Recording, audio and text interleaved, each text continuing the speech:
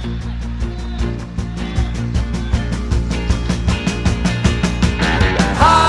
town, going down to hockey town, whoa, whoa. Hockey town, take me down to hockey town, yeah, yeah, yeah.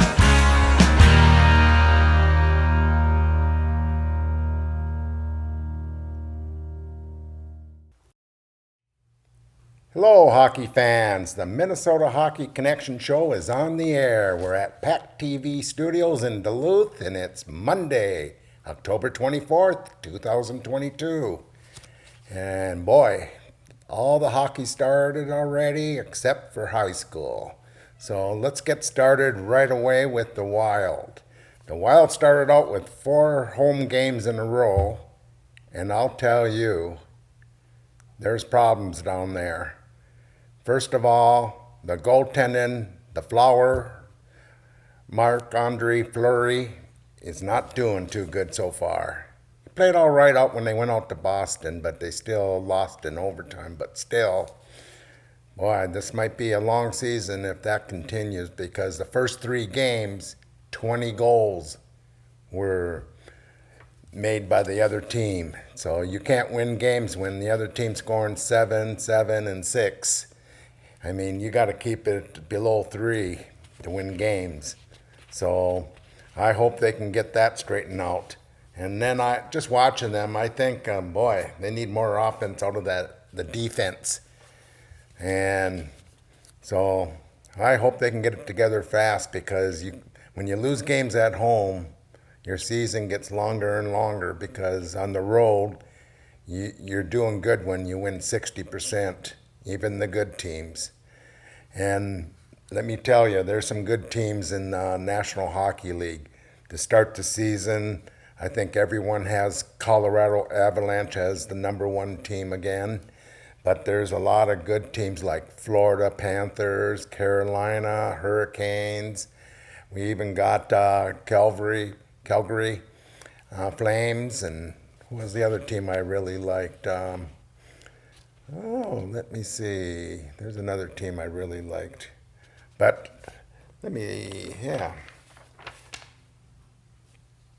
So there's some good teams to watch this year, and I'll tell you what, goaltending is going to be a big thing in the National Hockey League. And furthermore, I was just watching Dallas the other night, and there's a Minnesota kid that really played good in the playoffs last year, Jake Ottinger. He played for Lakeville North, and he went to the development team. Boy, is he playing good for the Dallas Stars. And I think in 4 games that he played, he's only allowed like 1 goal a game. So, and they're winning games. I think he's 4-0. So I hope that continues. And, we don't get too many goalies out of Minnesota, especially in pros. I mean, we got Alex Stalock, he's over in Chicago. And in 2 games, he's only, I tell you, I think it's 3 games he played. He's only allowed about 3 goals himself. So he's doing well. So good for him. And for, an older goalie, just like the Flower, Marc-Andre Fleury, I don't think their reflexes are as good as when they're in their mid-20s to 30, when they're at the key of their game, top of their game. So it's going to be a season to watch the goalies, I think. And the teams that have the best goalies are the ones that are going to win, because there's always going to be injuries in the skaters, and that'll change chemistry on teams, on their power play and special teams, and like the penalty kill. So goaltending is the key in every level of hockey. And talking about goaltending, the UMD Bulldogs, they're going in a downspin. They've lost 4 games in a row. I can't remember the last time they lost 4 games. And their goaltending hasn't been too good the first part of the season here. So got to watch that, because And another thing with I noticed with UMD, they don't have too many offensive D. Their top offensive defense man is Kaiser from Andover, and he was got a 5-minute major on Friday night against Wisconsin, and then they looked over the film and gave him another game suspension because of the hit to the head. So when you're top D on offense, I mean, it really messes up the power play. It messes up going into the zone. And I tell you, you got to have some offensive D and you got to have a good goaltender. And then if you have those two, you can work on the other part and you can have a pretty solid team. So let's move on. I was, like I said, I was at the UMD game Friday night against Wisconsin.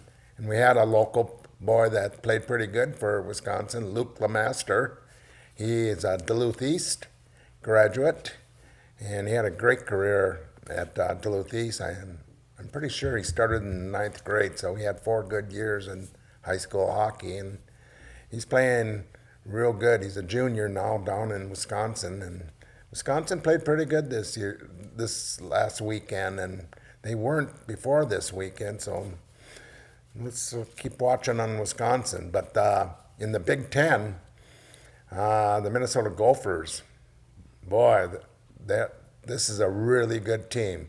I picked them to win the national champion this year in Frozen Four.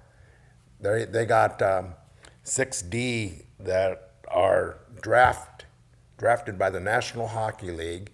Almost every one of them is offensive, so you'll see them below the goal line many times during the game. And the only thing, they got a lot of young forwards, but them young forwards are playing really well right now. So if they can find the right lines, get the chemistry, I think this team has a chance to go all the way this year. The only concerns I have with the Minnesota Gophers is, here we go again, the goaltending. I'm not so sure on it yet. I think they're mediocre, but we'll see. They got a lot of big games coming up in the Big Ten with Michigan, Notre Dame, Penn State, Ohio State, where they're all in the top 16 for college hockey right now. So they got a lot of good teams in the Big Ten. And I'll tell you another thing. I was at the Saturday game when North Dakota came down to play the Gophers.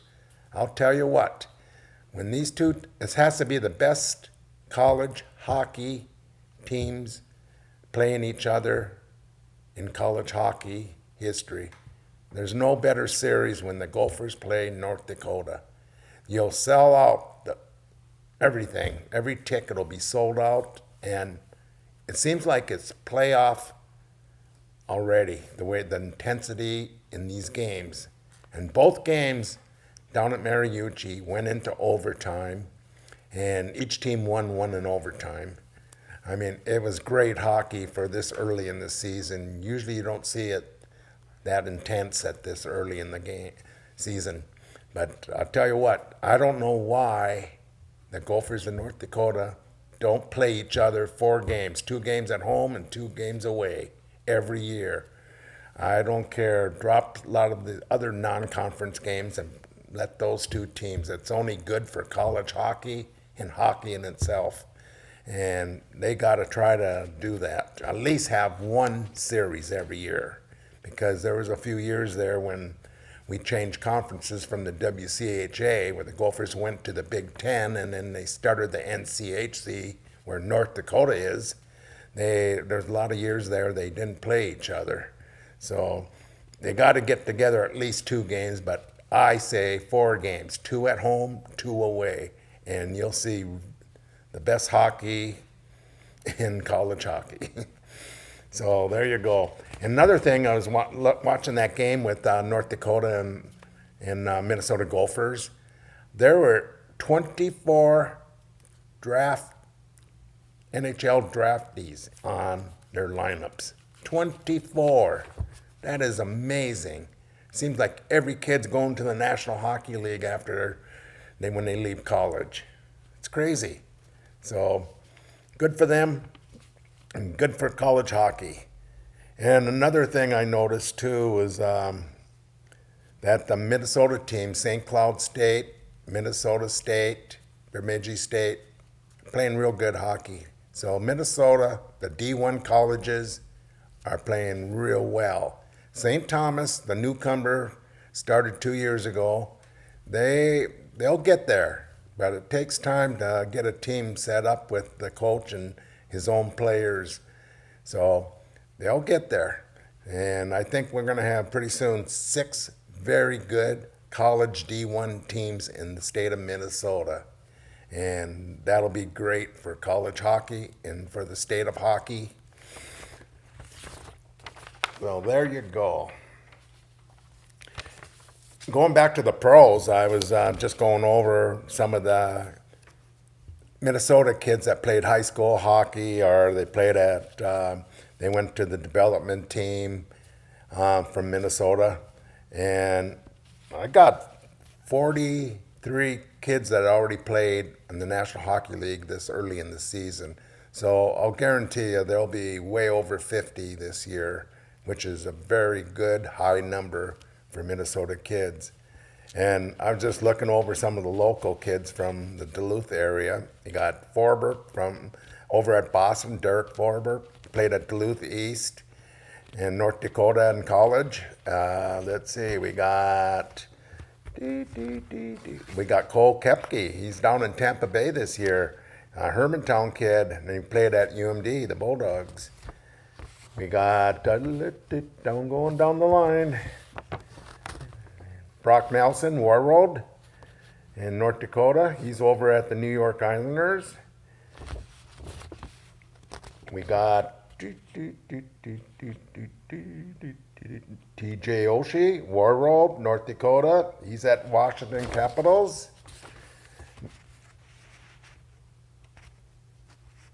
Alex Goligoski, he's with the Wild, Minnesota Wild. He played his hockey at Grand Rapids, and then he played college hockey at the Minnesota Gophers.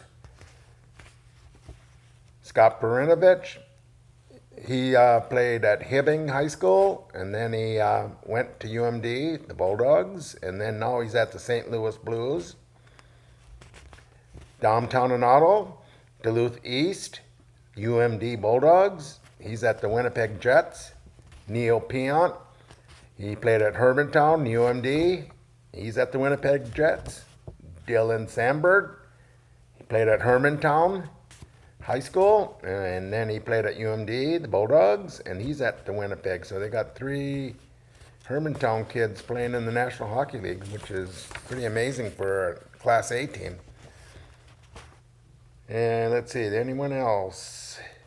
Carson Kuhlman. Oh yeah, Cloquet. Played at Cloquet High School, UMD Bulldogs. And he's at the Seattle. And that's about it. But there's 43. And another thing I noticed over the years, somehow Minnesota hockey players, there's a lot of grade D that come out of Minnesota and play in the National Hockey League and have long careers. And I can go on and with names over the last 20 years, and it'll be unbelievable how many good defensemen played in the National Hockey League from Minnesota.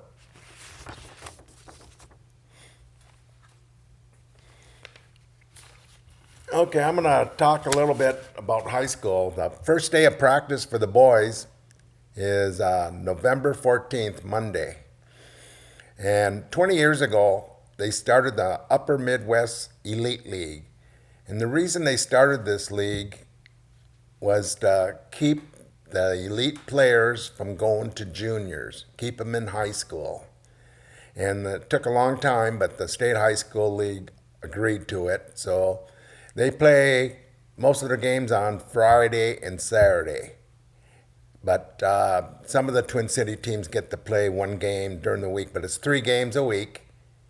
And the Twin City teams, there's 4 Twin City teams, then there's a Wisconsin team, and there's Shattuck, the AAA Tier 1 from down in Faribault that's in the league. And then we got the North teams, they got the Northeast and the Northwest teams.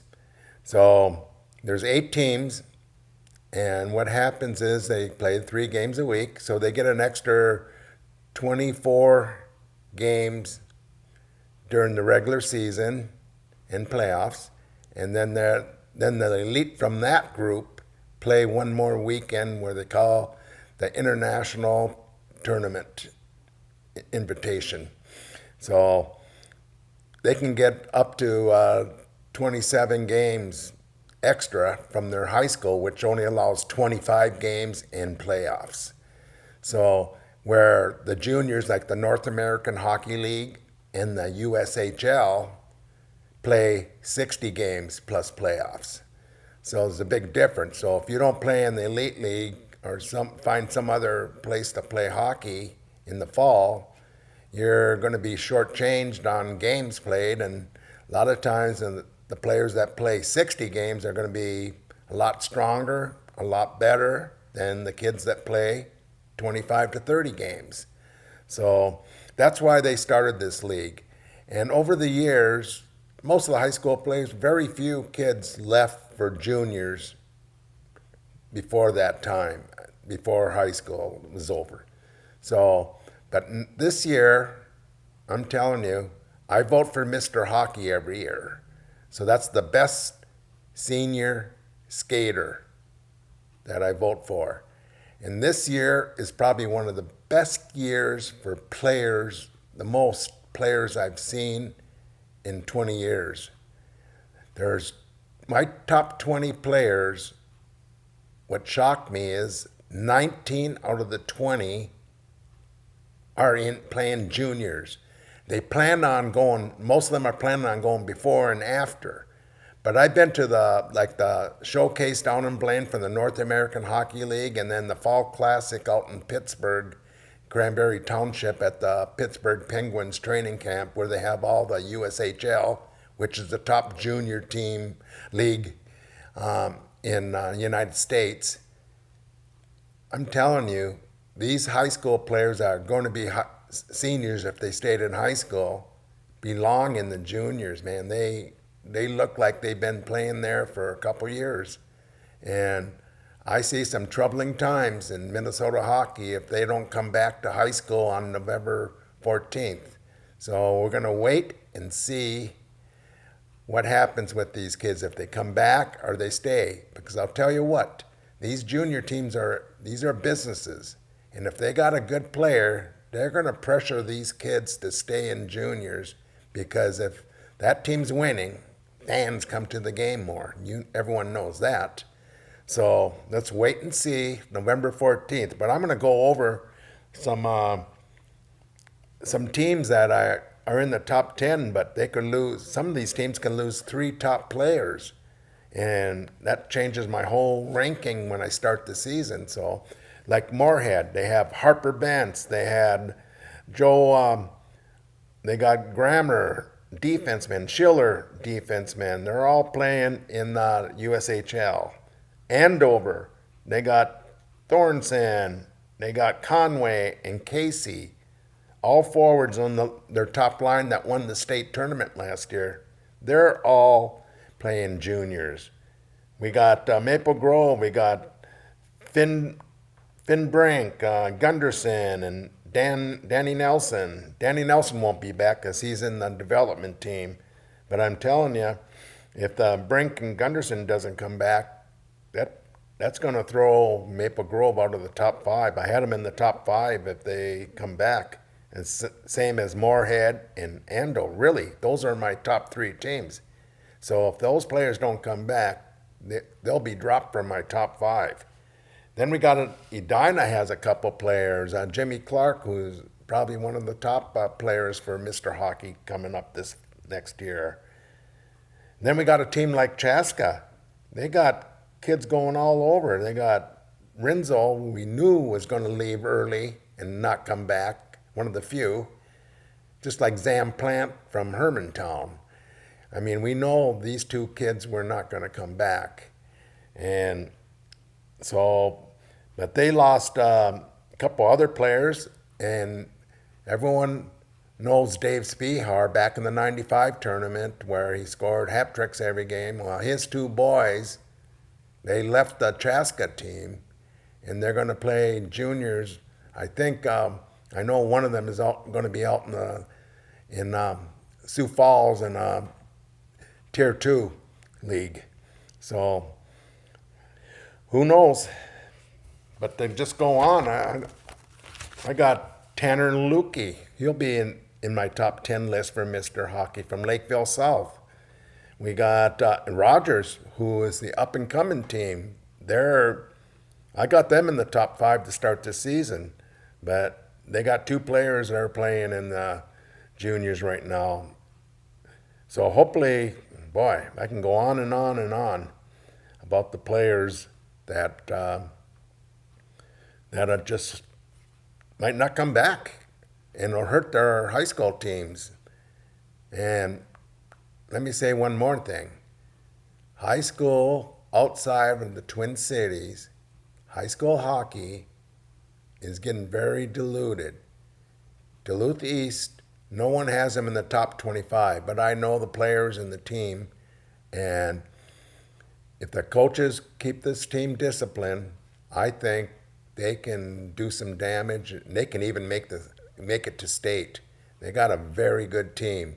But we don't know about the goalie situation. There's a lot of rumors that Mr. Zimski, who's been their goalie the last couple years, might not play his senior year.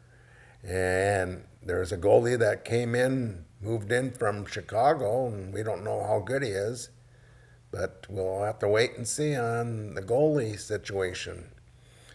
And then Hermantown will be very good, even though they lost both of the plants, Zam and Max. Max is over in the development team, U17 team, and Zam is going to be playing for the Chicago Steel. He had a shoulder surgery a couple months ago, and he's recovering. I talked to him in Pittsburgh, and he thought another month he'd be playing, so I see him playing any time now. And I know he's going to stay in Chicago. And plus, everyone knows that former UMD Bulldog assistant coach, Derek Plant, he's got a job as an assistant coach for the Chicago Blackhawks now. So the whole family is in Chicago with Max over in Ann Arbor playing for like I said, the U17 development team.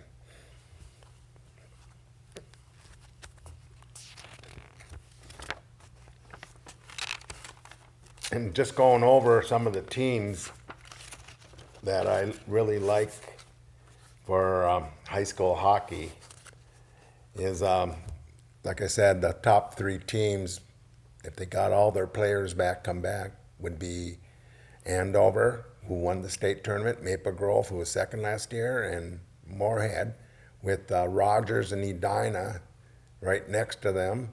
And then some teams that I really like, Lakeville South, Minnetonka, Benil.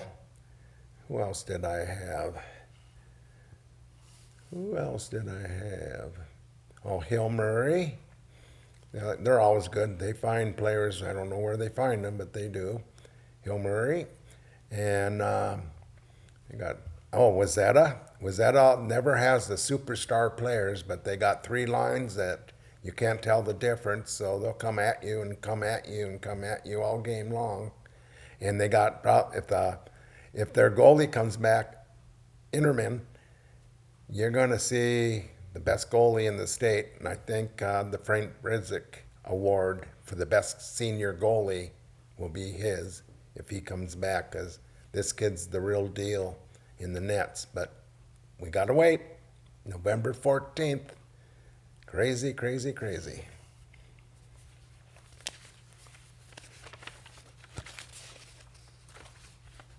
Okay, let's, I'm going to talk a little bit about the